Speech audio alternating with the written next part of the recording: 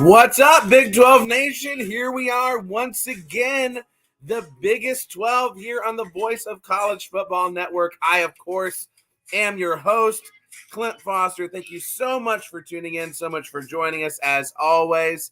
We got a great show for you today. Going to have an awesome guest to talk about what I believe is the game of the week coming up here in the Big 12, that being, of course, TCU and Kansas State. Maybe I'm a little biased, sure, but this is, for all intents and purposes, I think potentially the race for third place, okay? And potentially, if things break the right way, maybe second place. I don't know. We'll see. This is why we watch the games, folks. But a lot of crazy stuff happened in the week that was. A lot of exciting stuff to talk about in the week that's coming up, and I'm very excited to do it with you here on the Biggest 12. Of course, if you haven't already, please subscribe to the Biggest 12 at Big 12 VOCFB. That'll take you to my channel here on this Voice of College Football Network. If you're tuning in on the main channel, Mark's channel, thank you so much for being with us. Very excited to have you. And who's checking in with me so far? Just a handful of you. What's up, Tim? Good to see you. Pac-12 Pilgrim, glad you're in here. We always love having Pac-12 folks in, evangelizing the West Coast on the ways of the Big 12. Well, let's not waste any time. Let's go ahead and get straight on to it. The week that was, and man, there is one game that started everything off that was the shocker. And if you don't know what I'm talking about, I don't know if you can even call yourself a college football fan. I got to put on the grill for this one. The Houston Cougars, baby. Houston coming out of nowhere in the Dana Holgorsen Bowl, beating the West Virginia Mountaineers on the Hail Mary of Hail Marys, tipped up pass in the end zone. What a crazy finish to that game that it was. West Virginia, very solid team, as we have talked about many times. You know what? I'll even get both things going on. Well, I have the West Virginia hat and the grill, okay, just to show my my support for the effort that was put forth by both of these teams. And, you know, it's surprisingly hard to talk with a grill in your mouth, just FYI for those of you who are unfamiliar. West Virginia played their hearts out, played really tough. Excellent game from Garrett Green. He gets the 50-yard touchdown. Looks like Houston is dead to rights, except 12 seconds left. Garrett Green gets the celebration penalty, puts Houston in position for the Hail Mary pass. As time runs out, they throw it into the end zone, tipped up. Magic happens, okay? Now, Houston is still at the bottom of the barrel in this conference. I don't think this has changed anything. I think if you're a Houston fan, you're probably still wanting to see Dana gone at the end of this year, probably. But nonetheless, very cool moment, and it had to have been sweet for Dana Holgorsen beating West Virginia after all of the history that those teams shared together.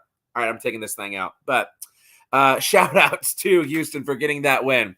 I was like, oh, I'm drooling all over myself. It's a lot going on right now. But yes, West Virginia getting that win. Boy, they've got a challenge, though, this week coming up. We'll talk about it, of course, who Houston gets the good fortune of facing now after that shocking win over the West Virginia Mountaineers. And hopefully West Virginia can get back on the right track in their game that they've got going. Again, things we'll talk about. And here we are. I am joined today by none other than John Grove. This man is the host of the Cat Attack podcast. John, thank you so much for joining me today, man. How are you doing? Well, Clint, if I'm going to be brutally honest, I am very exhausted. I'm kind of in a midweek slump full of a lot of classwork, but overall, it's been great. It's been a great season so far. Just a lot of chaos in this conference. It's a lot of chaos, and I'm just glad to hop on and talk some more Big 12 football with you, Clint. Yeah, chaos is the operative word. I was just talking about that Houston, West Virginia barn burner on Thursday night. I mean, what were your thoughts on the end of that game? At the end of the game, well, I honestly thought West Virginia had it in the bag. What was it, around 20 seconds? They took the lead on a huge touchdown. Towards the end. I mean, Garrett Green gets penalized for the sideline penalty, and that further puts Houston into better field position as well. And of course, the Hail Mary at the end. I mean, that was just chaotic. Shout out to Houston in their first Big 12 win as well. I mean, the first newcomer win over a returning Big 12 team as well. Yes, that as well. Yes, and viewers of the Biggest 12, we were talking about this last week.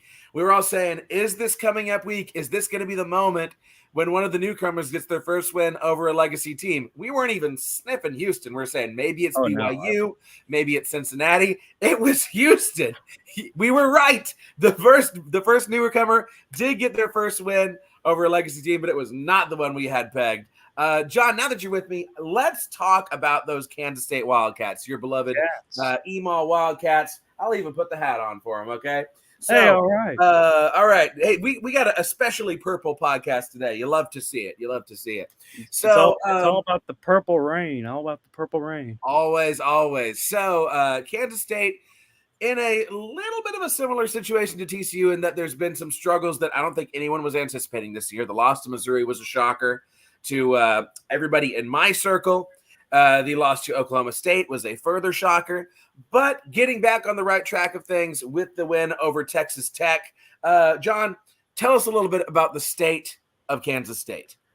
Well, it's a little bit interesting, following after that Texas Tech game. This comes at a certain point every year for K-State football, and it's going to be a quarterback controversy. We'll get to that in a minute, but it was a strong 2-0 start, beating several cupcakes who we were expected to win, Southeast Missouri and Troy. And then that Missouri game, K-State just shot itself in the foot several times, and the same thing can be said with Oklahoma State. But right now, in terms of a state of a program, it looks like it's a little bit more on an upward trajectory, kind of similar to what we've seen with TCU, with the loss to Colorado and the West Virginia game. With Hoover coming in at quarterback, it looks like they're kind of on the up and up again. Oh, buddy. And from a K-State standpoint, it's kind of similar because now we're seeing freshman quarterback Avery Johnson just absolutely lighting up Texas Tech. He rushed for 90 yards and finished the night against the Red Raiders with 5 touchdowns on 13 carries. It was a record-setting performance, and let's not forget he's only a freshman. So it's going to be he has a big opportunity ahead to, and really K-State's, and no disrespect to TCU in any way, but it's likely going to be K-State's easiest stretch throughout the Big 12 because you come off of a win over Texas Tech. You get TCU at home as well, a little primetime game in Manhattan. There's going to be a lot of people showing up for that one. Houston as well in Manhattan. So a big opportunity for K-State in regards to just getting kind of all the pieces together. We saw really good things out of special teams this past Saturday, kind of in an area of weakness for K-State throughout this past season as well. And then the defense as well. It got torched by Missouri. They had a lot of talented wide receivers in Luther Burden and Theo Weiss. K-State was just not able to contend with that. And then they also kind of got cooked by Brandon Presley as well of Oklahoma State. But they really turned the table against Texas Tech, where they limited receiving yards. They went right after Baron Morton to the point where he had to go out, and then they had to bring in one of their freshman QB who was just not able to live up to the standard as well. So I guess really that Texas Tech win was a must. It was kind of like a fork in the road game in which you if you win against Texas Tech, then you have a little bit more of a momentum push heading into your next 2 home games. But if you lose to Texas Tech, you're kind of fighting now for a bowl eligibility spot and possibly around like a Liberty Bowl or Texas Bowl invite and stuff like that. But it's going to be interesting to see how K-State's able to handle the pressure. We've seen already that they're able to control the outside noise and play within. And now you got a TCU team that like what we've seen before has given K-State a lot of problems, particularly last season in the Big 12. And it's a game that both I should rephrase that. It's going to be a game that both teams and both fan bases are certainly going to remember.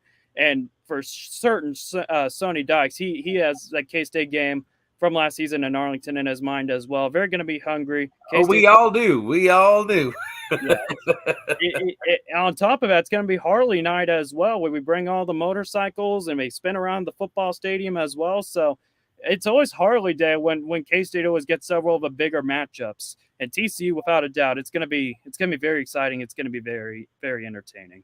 All right. Thank you. So, hey, those of you who are just joining us, joined by John Grove, host of the Cat Attack podcast and several other Kansas State media ventures. Actually, you may be familiar too with his Instagram page, K-State Game Day, which has a ton of followers. Breaking a lot of K-State news over there. So, circling back around to that Texas Tech game, those of you who didn't catch it, the score, Kansas State wins 38-21. Avery Johnson puts on an absolute clinic.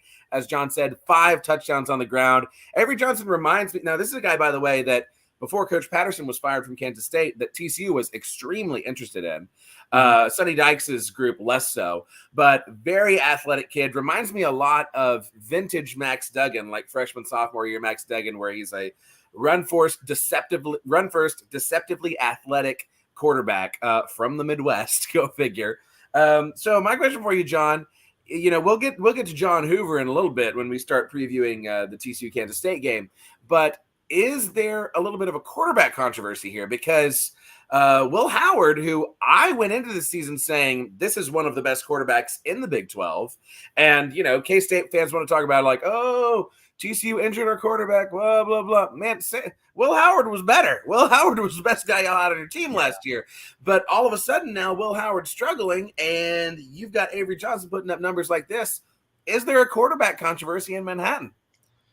Like I mentioned, it's like the second or third time this decade K-State's dealing with one. We saw in 2018 with Skylar Thompson and Alex Delton, who was also a former Horned Frog as well. Didn't get its opportunities at K-State. And then, like we mentioned last year with Adrian Martinez, things kind of went south towards late of the season. You bring in Will Howard, and all of a sudden he makes all the noise. I think I'm a little bit surprised it's kind of occurring this early in the season. I was kind of expecting it to be possibly. Honestly, I was just expecting for Will Howard just to get far more reps. I was under the assumption that Avery Johnson, based on what we've seen from the coaching staff, was going to be placed on as a redshirt, but at the same time, he came into K-State as a 4-star recruit, one of the most mobile quarterbacks in the recruiting class. I don't think there was any chance you were able to keep him redshirted because he's not going to spend too long at K-State before heading to the NFL draft. That's just my prediction right now. But in terms of a quarterback controversy, it's tough right now. According to the I can't remember what on the top of it. But on the depth chart, that was released on Monday, it was going to be either Will Howard or Avery Johnson. That's the quarterback. The classic or. Yeah, it's an or option. It couldn't be one or the other. It's just a plain old or. Kleiman was not committal about his quarterback hierarchy immediately following the game. He's saying that K-State coaches, they were going to discuss their options every week, but it's fair to say that the job is no longer unquestioned as well. Looking back at the stats, Howard, he completed 6 of 9 passes for 86 yards, but he did little on the ground, in which Avery Johnson he cruised all over Texas Tech. On one hand, it would make sense for the Cats to stick with Howard. This is his 4th year at K-State, and he has a lot more experience than any other quarterback on the roster. And he also usually is a superior passer than Avery Johnson, which allows him to bring more of a balanced skill set to the offense. It would come to no surprise to some if Kleiman pivoted completely to a young single caller at the stage of the season. But after the Texas Tech game, Avery Johnson, he just opened the door for anything with his monster game. Maybe he might be ready to lead the offense permanently, or maybe K-State will try and juggle 2 quarterbacks the rest of the season. I'm honestly not sure, but every possibility seems like it's now on the table. It's going to be something interesting it's going to be an interesting situation to monitor. Yeah, absolutely. Absolutely. Well, we'll go ahead and talk a little bit about the week that was for TCU. Might as well, before we move on finish with our whip around here. The Frogs, man, a lot of us were ready to, myself almost included, ready to say the Frogs were dead to rights. That was a miserable 2-week stretch against West Virginia and Iowa State when the offense looked completely and utterly inept. Nothing going right. Horrible in the red zone. And Chandler Morris appears to be a complete head case and unsure of himself and second-guessing his decisions. Receivers are dropping balls. The offensive line's not performing well. Defense playing really well, if all things considered, but the offense is a huge problem. All of a sudden, Enter Josh Hoover, Mr. Clean, the Hoover Dam himself. And this kid is accurate down the field. He's moving around in the pocket. He's able to create some escapability. He's finding receivers downfield, and the offense has a direction finally again. Almost said Will Howard. Josh Hoover goes out, throws for 439 yards, 4 touchdowns. He does have 2 interceptions, both of which are just really exceptionally athletic play. One of them is an exceptionally athletic play by BYU. The other is a ball that's tipped up in the air. Easy interception for the defense. But the offense all of a sudden has an identity, this identity that TCU fans have been begging and pleading for this entire season. And if Josh Hoover keeps this up, it's starting to look like Sonny Dykes doesn't know how to name starting quarterbacks, right? I mean, after Max Duggan last year, and if Josh Hoover keeps on this trajectory he's on, beating BYU 44-11 in the Mountain West reunion. John, did you catch any of that TCU game? What were your thoughts on it? I honestly thought it was going to be a little bit closer than anticipated. That's what we were all thinking too. I was not anticipating a 44-11 beatdown, and we did a little bit of a prediction on the Friday night prior to the game on Saturday, predicting every Big 12 game. I was fairly certain that TCU was going to pull a close one at home. I just felt as if it was going to be their day, and I expected a whole lot more than I should have anticipated. Josh Hoover, 22, 33, 256 yards, 3 touchdowns as well. To say that Josh Hoover, to say that he spread the ball around against Houston, it was really an understatement. I believe he's a sophomore, correct? He's a redshirt freshman. Redshirt freshman, yeah. But he stepped up in a big way to give TCU a lot more confidence heading into this matchup in Manhattan. He looked, he was just balling out everywhere. At the same time, TCU's defense, they were limiting they were limiting BYU on all fronts as well.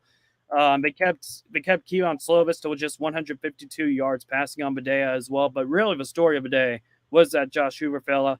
Especially if K-State's going to bring in Avery Johnson, it's going to be very interesting to see how these two quarterbacks will compete against each other, not just this year, but for future years to come, because those two have already made a big statement so far in Big 12 play. And, with the new competition coming in as well, it's going to be interesting to see how they're able to adapt to several new schools playing styles as well.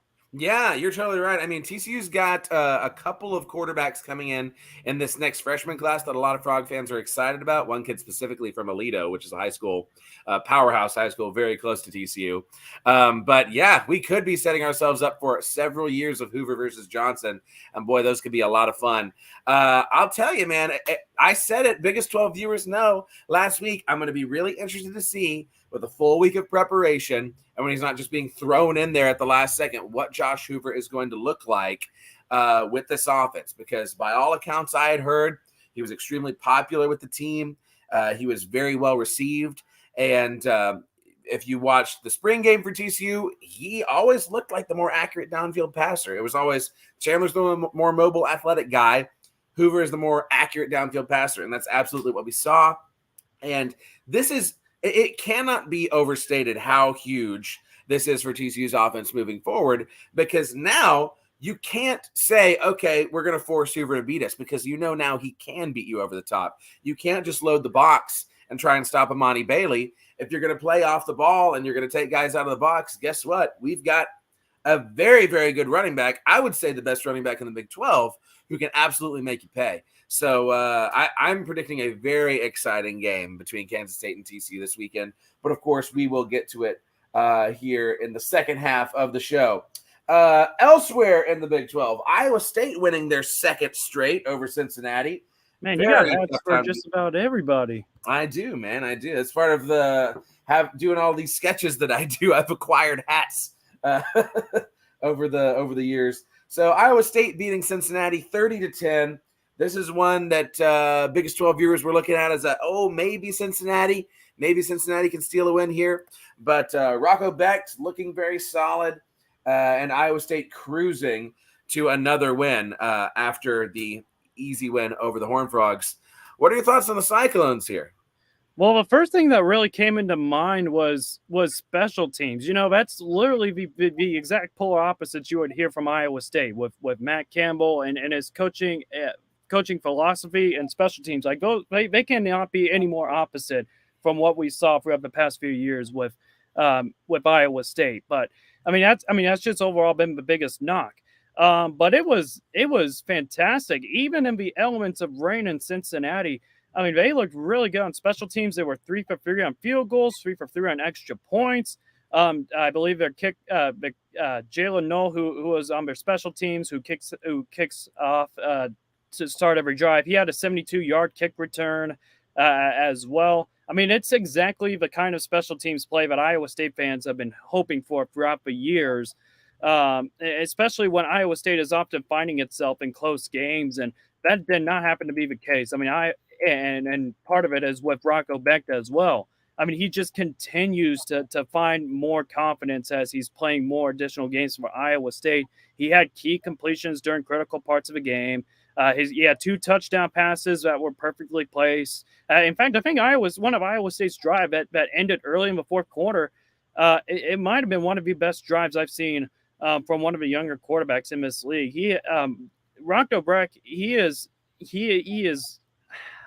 what way should I put it? He is using his tight ends so effectively in the red zone. He's finding the likes of Benjamin Brahmer and Steve O'Klotz for scores, and which is really reminiscent to what we saw with Brock Purdy, what he was able to use with Chase Allen and Charlie Kohler back in the days as well. So nonetheless, a really good win for Iowa State. On the other side for Cincinnati, this is just going to come off fully opinionated, full transparency.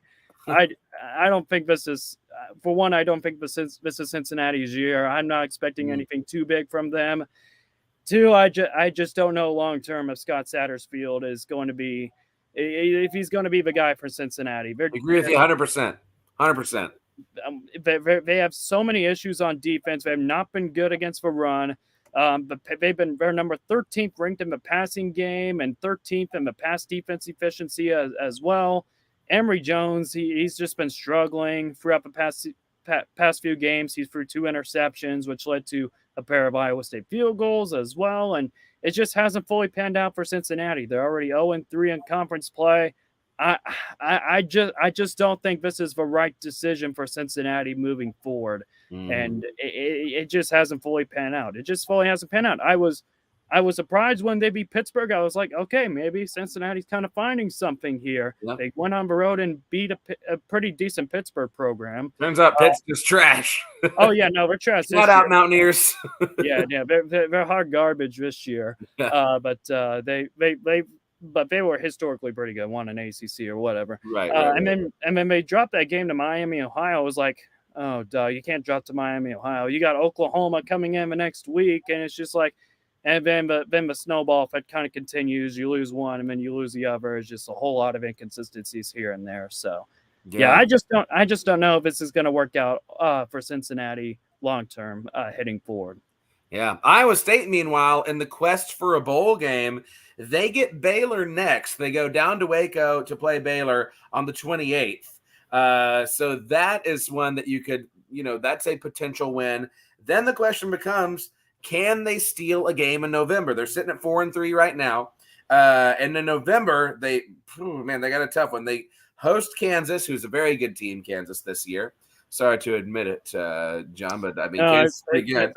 It's okay. I mean, Lance Leopold, he is doing God's work right now at Kansas. I have nothing but the utmost respect for him, except for November 25th when the gloves have to come off. Right. So Iowa State in November, they got Kansas at home. They go to Provo to play BYU. That's not a gimme. They host Texas. Maybe some Ames magic happens there. Who knows? And then they finish the season at Kansas State. Can Iowa State find a 6th win there, do you think?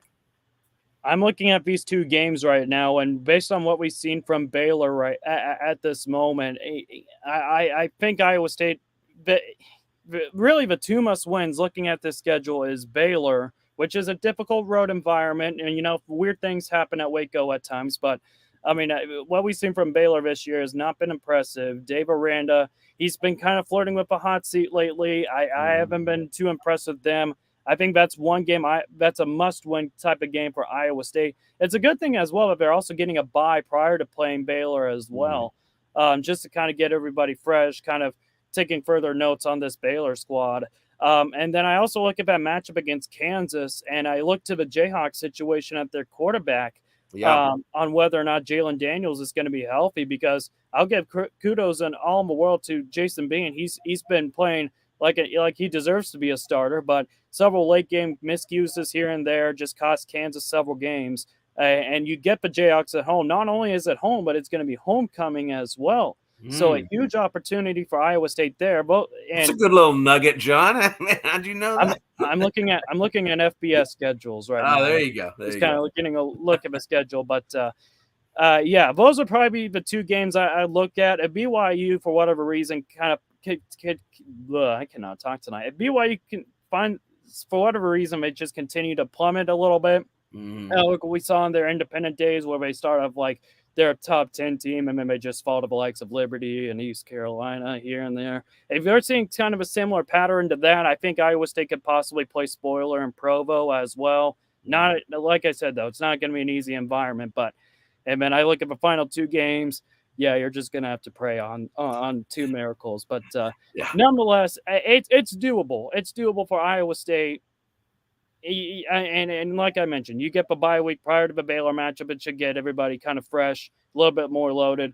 And I mean, they're coming in with a lot of confidence right now. They won the last 3 out of 4 games after losing to Ohio. It's looking like a pretty promising time right now for Matt Campbell and his Cyclones. Yeah. And, we mentioned Kansas. Let's go ahead and talk about, in a week full of surprises, yet another surprise in Stillwater. My goodness gracious. Oklahoma State and the Fighting Mike Gundies beating the number 23 ranked Jayhawks 39-32. I did not see this coming. I didn't see that Kansas State game coming either. Man. What do we make of the state of Kansas without Jalen Daniels and the state of Oklahoma State moving forward here? Well, I just want to say, first of all, playing in Stillwater is a lot more difficult than people anticipate. It truly is. Like, I'm not throwing that as an excuse. K-State, for whatever reason, just cannot find a way to win in Stillwater. I went to broadcast that game for a student radio station, and I mean, it was a tough environment, and K-State just did not make the plays necessary to win. But Oklahoma State, my gosh, it wasn't a one and done from what we've seen. It looks like now they're starting to get their confidence up, their confidence levels up as well, and especially you're doing it without any quarterback controversies as well. Because in the first 3 weeks, I mean, it's been kind of here and there with not just Alan Bowman, but Garrett Rangel and shaky hands Gunnar Gundy as well. For those K-State fans, you probably get an idea of what I'm referring to. But Oklahoma State, they look pretty good for the most part. They on the defensive side, I mean, you're going to give up a lot of yardage to Kansas. They gave up 500 yards of offense, but they stepped up late and they created a lot of turnovers as well. Ollie Gordon, we haven't been talking about this Ollie Gordon fellow enough. He had a monster game against the Jayhawks. Rushed for 168 yards, catching 6 passes, 116 yards.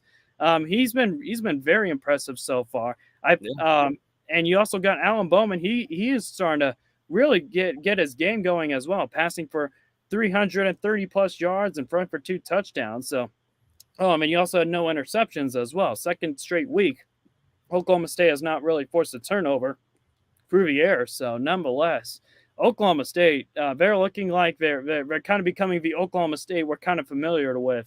Under Mike Gundy, and not the team that gets smacked by South Alabama.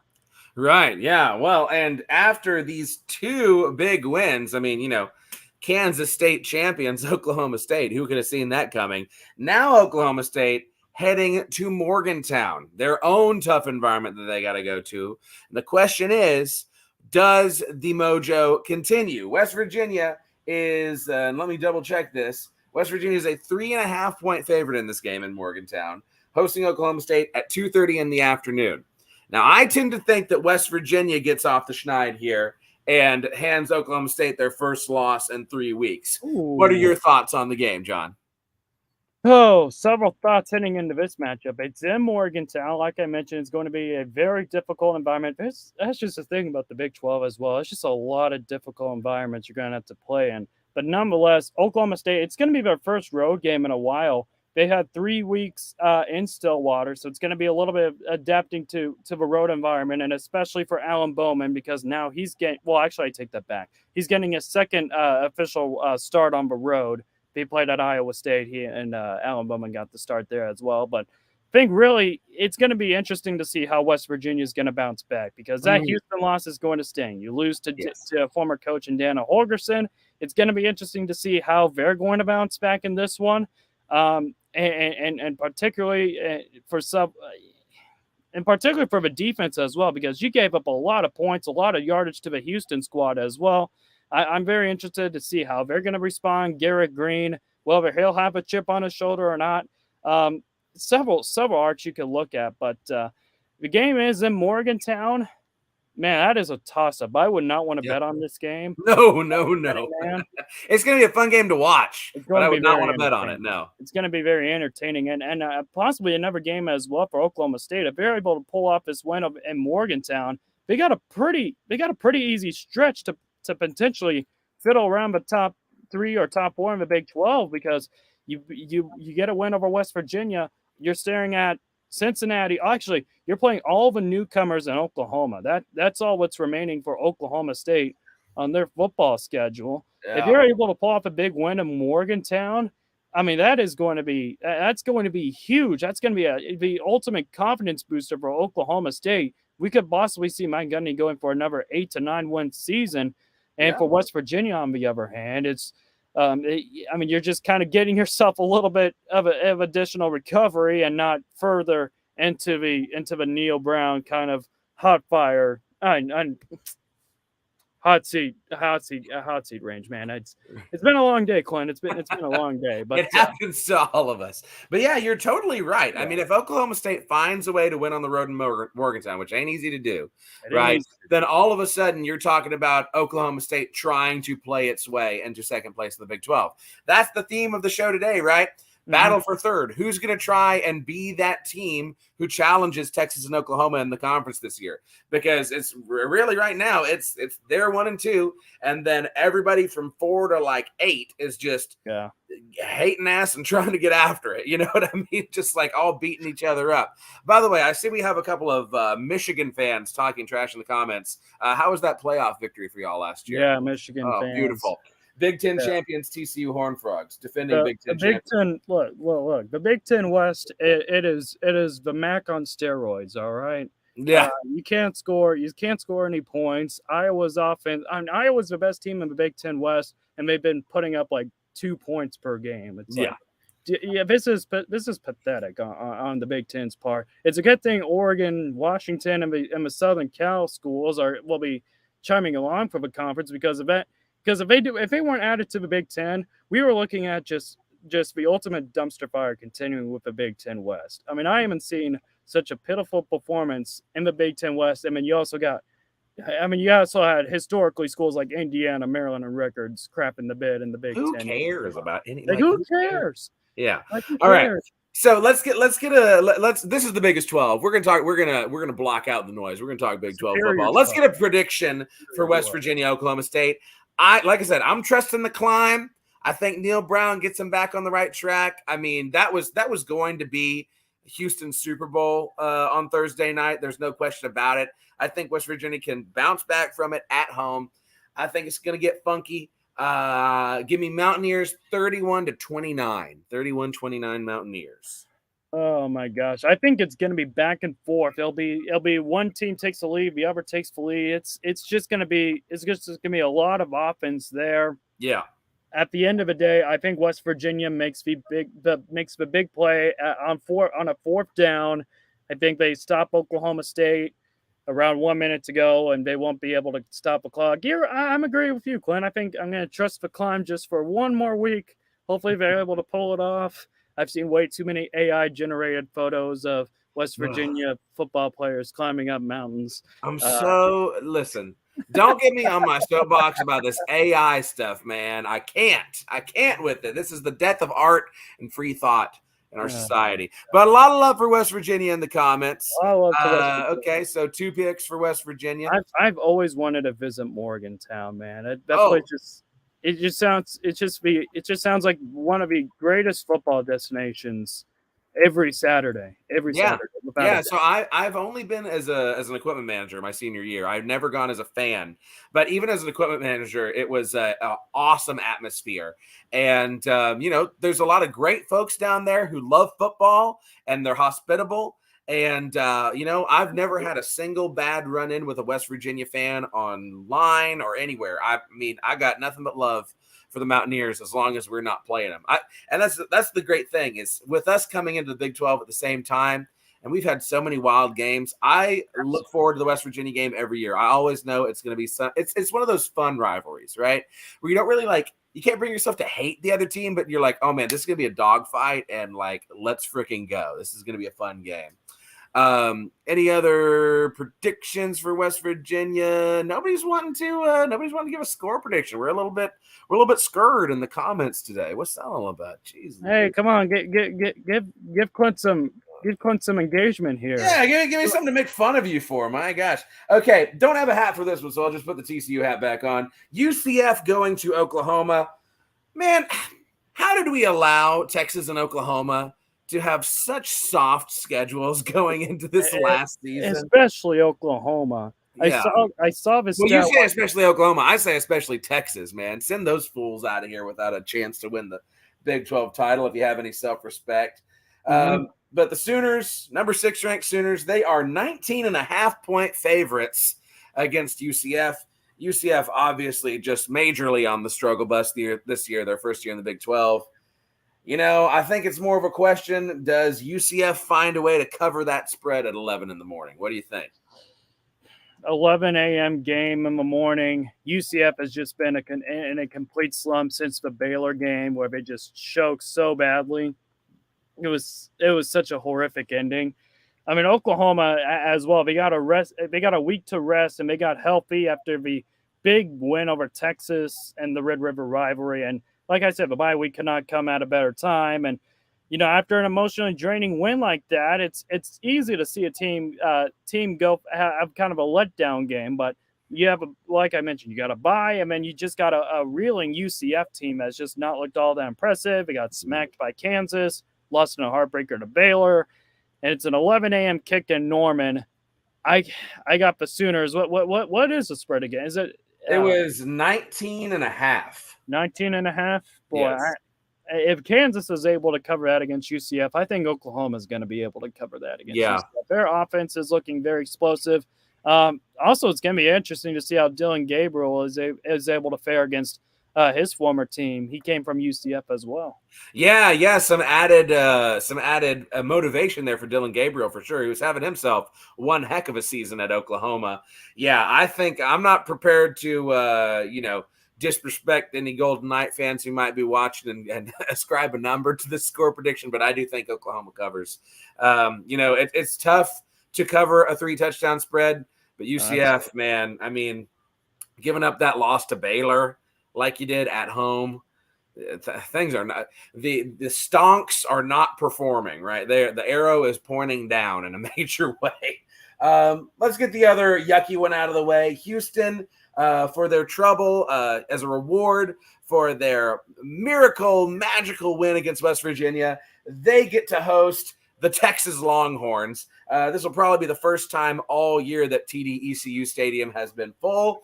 That's not shade. It's just a fact. That's the first time that Houston is playing Texas since 2002. So Houston fans definitely been waiting for this one. But unfortunately, Texas is actually good for the first time since 2002. So probably not going to go very well for the Cougars. Texas is a 23.5-point favorite on the road against Houston. My God. I mean, okay, by the way, so one more thought about UCF. Baylor broke UCF. I think you're right, Devil Frog. Thank you for jumping on with us. Does Texas cover? I understand that win over West Virginia. It was a great story for them, great story for Dana Holgorsen, gave him a little confidence. But there's a big difference between that West Virginia team and the Texas team that they're going to welcome into their house on Saturday. And despite the loss 2 weeks ago, I still think, and this is just going to just make me throw up in my mouth when I'm saying this, I think Texas is still a legitimate playoff contender and a team that will probably be looking to prove a point this weekend. I just see a little bit of a more motivated, a more focused Texas squad this week. I think they're a little bit more primed for a Big 12 championship appearance as well. And then Houston, it'll be motivating for Houston as well. I remember when they joined the conference, everybody was going to be like, "Oh, look, Texas traveled to Houston for this big matchup when Texas playing in Houston." Just to make it all the more ironic. But nonetheless, I think Texas is going to blow out Houston. Yeah, yeah. I mean, I agree with you. I don't think there's going to be any love you blue magic sticking around. Mike says 48-0 Texas over Houston. What Blanket saying? Houston no bueno, busting out the Spanish on us. Okay, one of these Michigan dudes. I take Houston and the points. Don't like Ewers on the road. Well, he beat Alabama on the road. Beat Bama on the road. He looked fine in that game. I hope you're not putting any money on that, Mike. I mean, I would love for you to be right. Do not get me wrong. But if I'm going to put my Houston grill back on again here, Houston will not score an offensive touchdown. Okay, that's my prediction for this game. Texas covers. Houston does not score an offensive touchdown. And hey, if we could hold them to no offensive touchdowns, TCU, Texas is going to do it as well. Bad night for the Houston Cougars.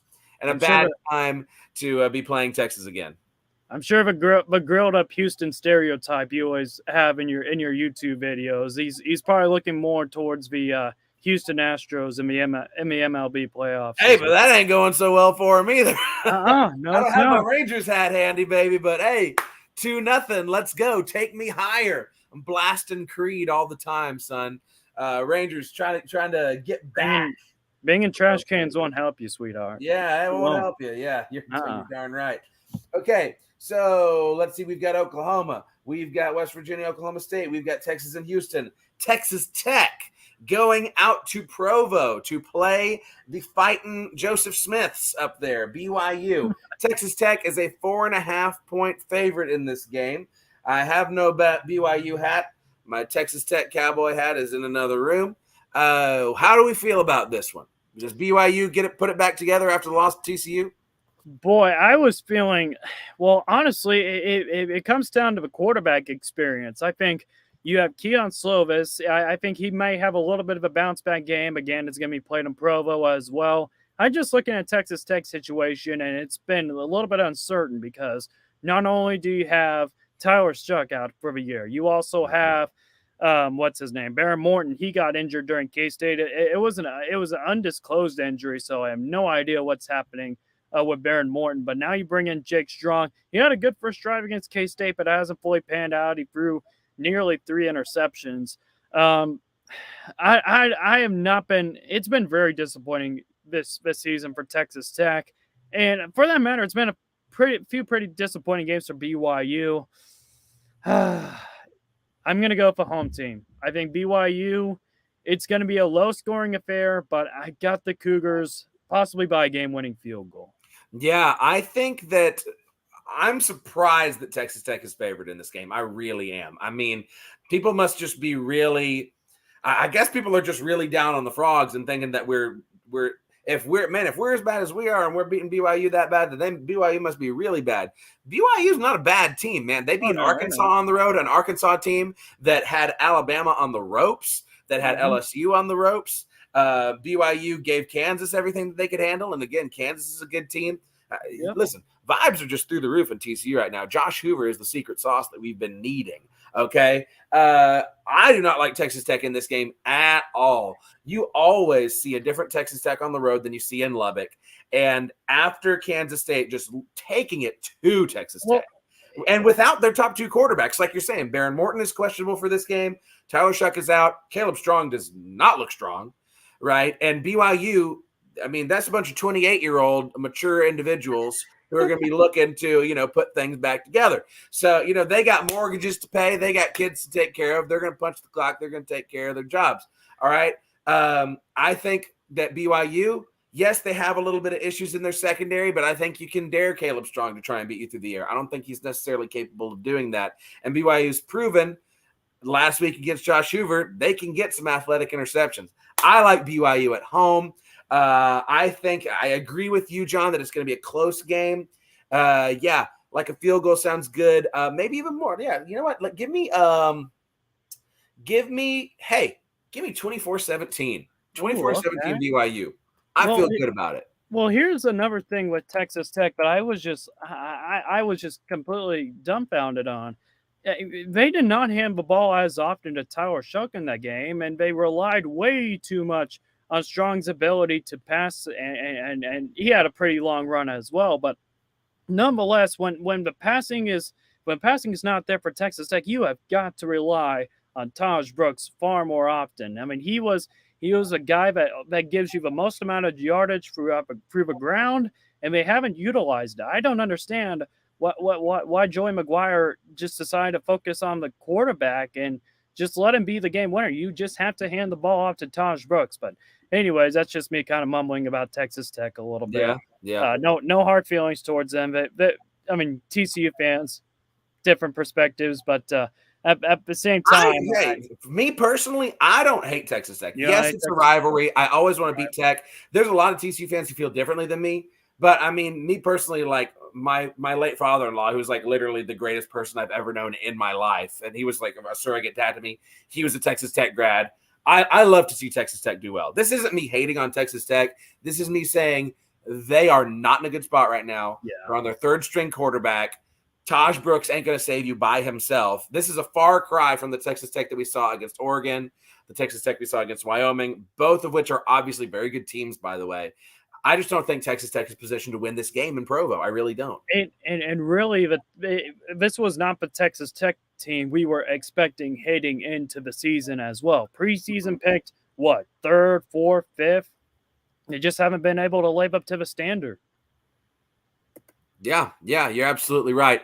So, score prediction from you on Tech BYU?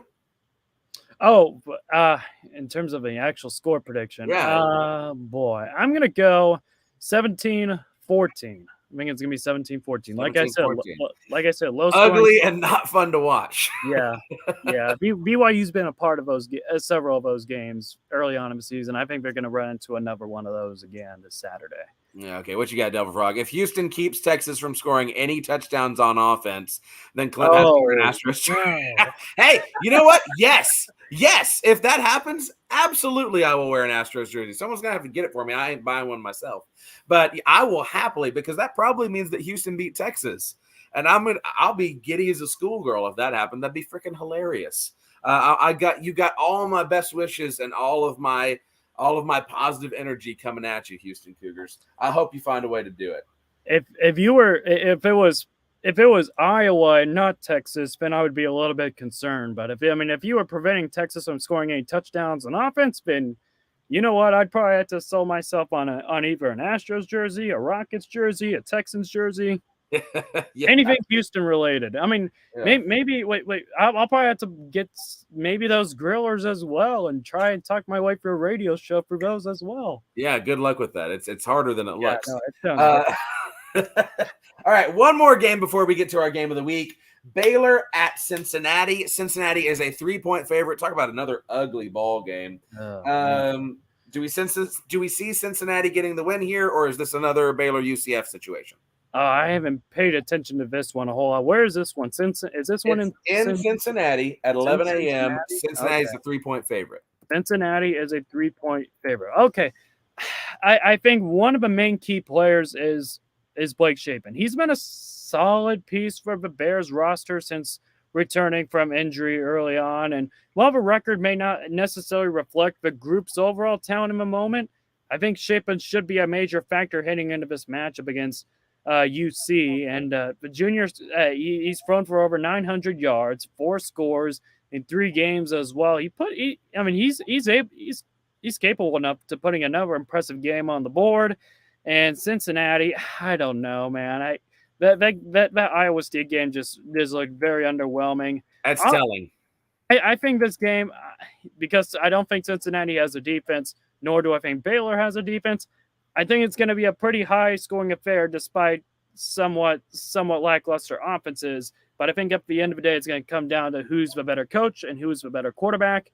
I think Baylor has both of those options. I'm leaning towards the Bears, probably by 2 touchdowns. Yeah, I like your reasoning, John. I think you're right about that. I think that the 3-point spread is more taking into consideration how that Oklahoma game turned out and taking into consideration just Baylor's overall struggles.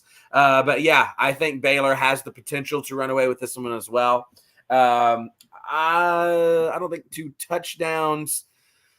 Let me think through this. I think maybe I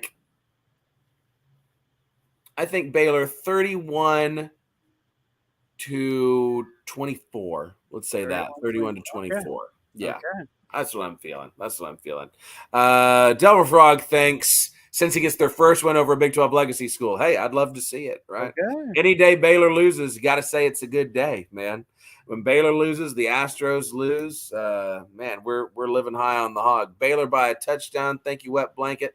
All right. Yeah, lots of Baylor picks in the chat. Okay, so without further ado, let's get to our game of the week. This one was one that I was way more excited about at the beginning of the season when I thought these two teams would be undefeated going into this game.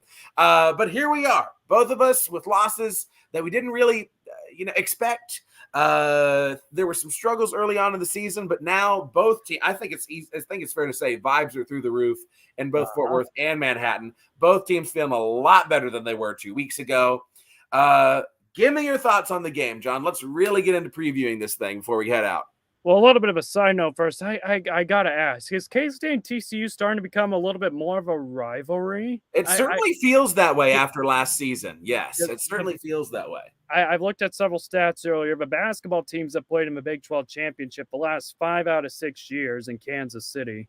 And then, of course, the Big 12 championship this year, a lot of close games with the Bill Snyder, Gary Patterson era as well. But we'll throw it to the side because we're focusing on this year. And I agree. I was so excited about this game when the TCU schedule got leaked. I immediately posted it on my Instagram page.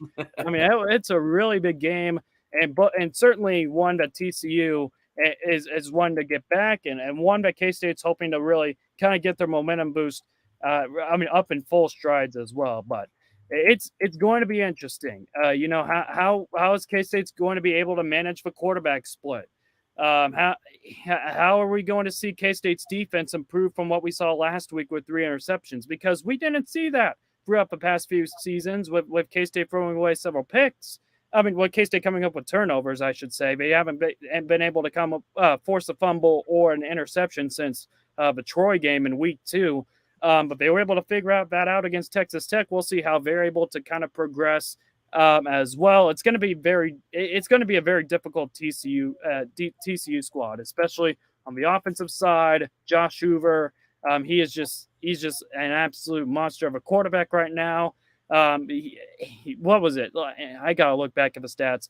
37-58, over 400 yards against BYU, which ranks 10th most passing yards by a quarterback in a single game this season as well.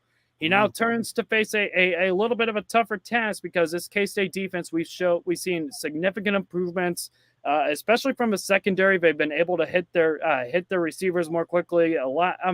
They've been limiting more coverage on that front as well.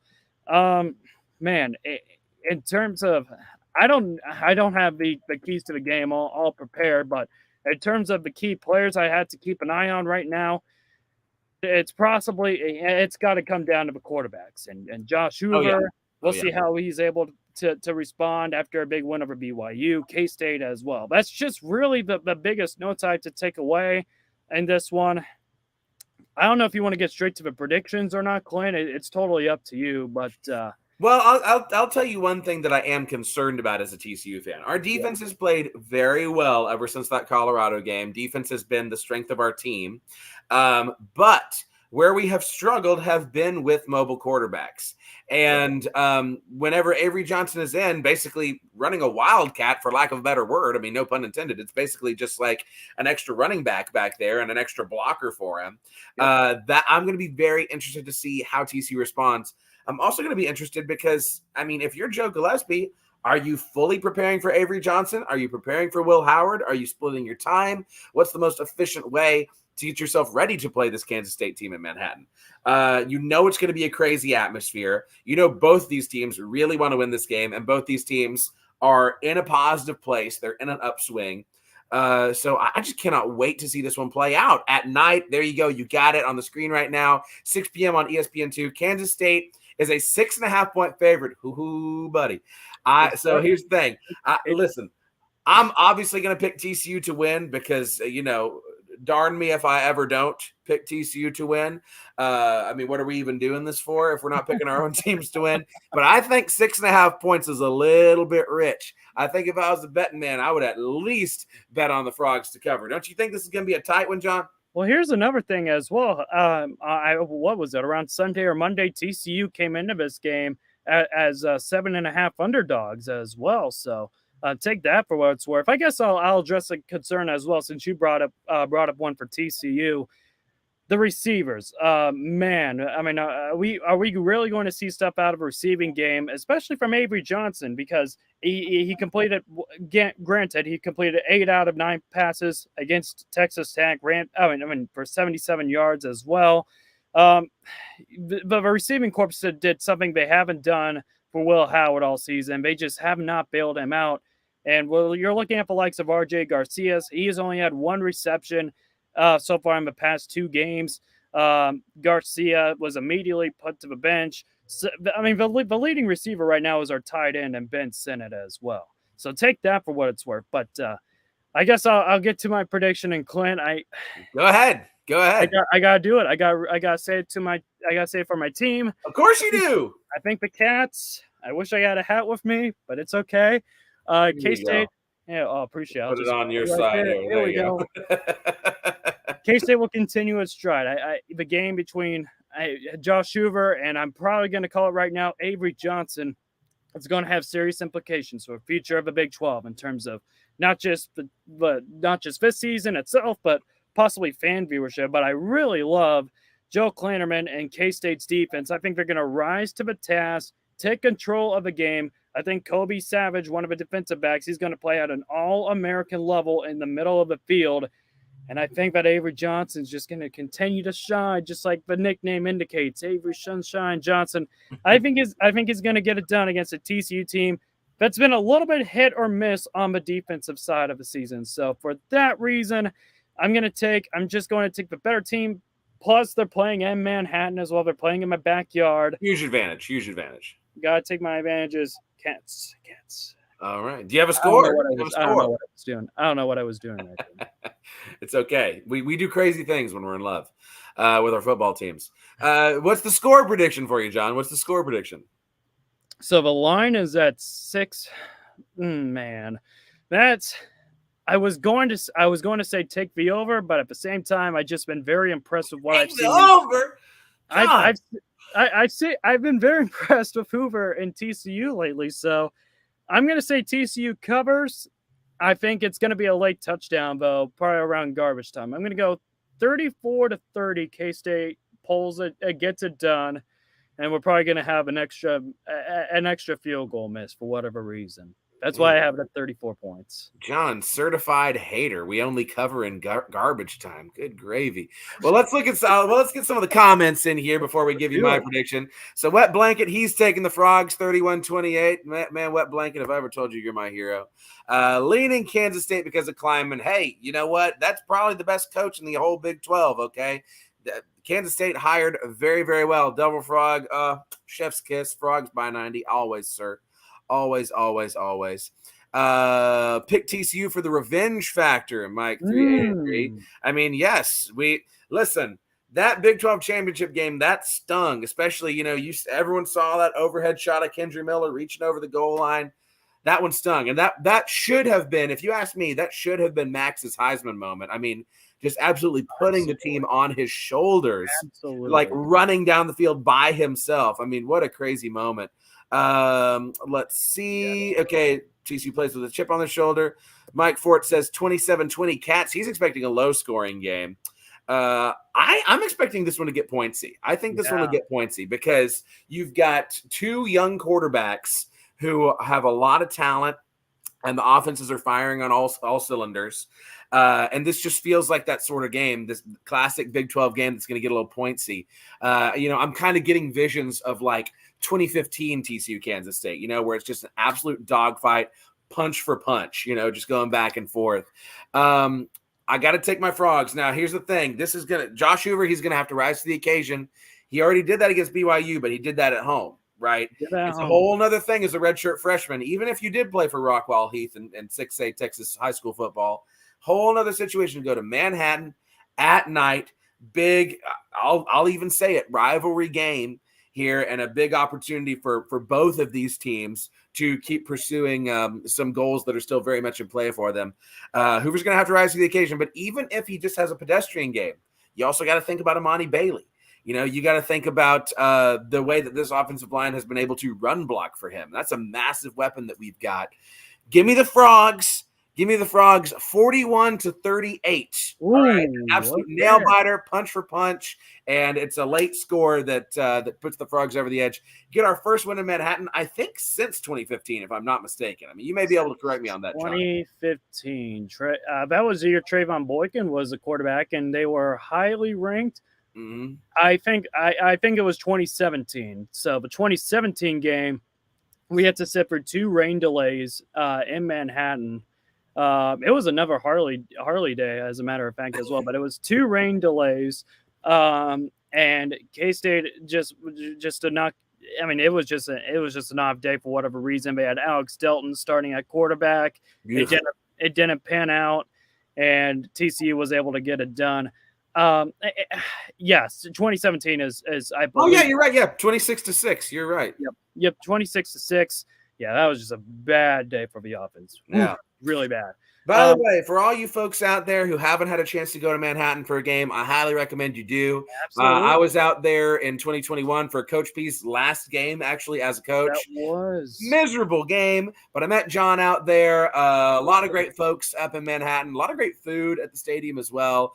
Great little college town. It's not close to anything, so be ready to fly into Kansas State and then do some driving to get yourself out there. But, I mean, places like Manhattan are what college football are all about. I definitely recommend you going up there for a game if you ever have the opportunity to. Well, y'all, thank you so much for tuning in. John, why don't you take an opportunity to plug your stuff so that people know where to find you? Absolutely. So you're seeing on the bottom right now at John Grovo 2 as well. You'll find me personally via Instagram. We also find me via Twitter as well. I post a lot of K-State content here and there, just getting my overall thoughts on what's happening across K-State sports and the entire college sports landscape as well. You'll hear me bantering about realignment and possibly commenting on one of Clint's videos because they just kick ass. I mean, they're fantastic. What else? I mean, you can also follow me, my other Instagram account, K-State Game Day, which right now, hold on, I'll take a look at the followers. It's over 7,000 followers. I started this back in 2020, and it has immediately just skyrocketed. Yeah, you're killing it over there, man. You're killing it.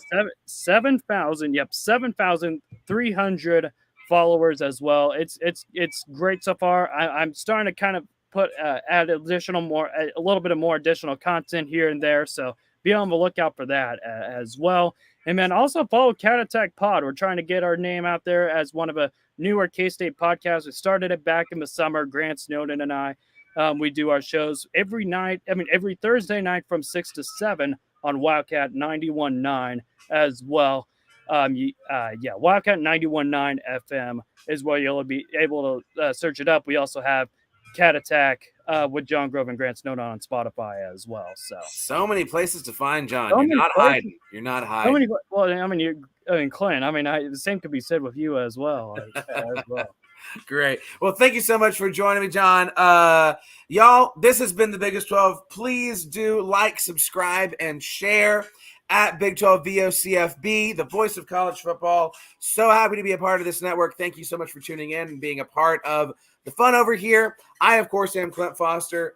After you finish subscribing to Big 12 Voice of College Football, head over to my YouTube channel. Subscribe to the Clint Foster Comedy. You'll see all of my Big 12 sketches over there. A few Pac-12 sketches recently. And during football season, it's very TCU heavy. Yes, but I think there's a little something for everyone. I like to throw in references now at the end of my videos to some of the big happenings elsewhere in the Big 12. This has been the Biggest 12. Thank you so much for joining us. Enjoy the week of games. Be safe. It's all love.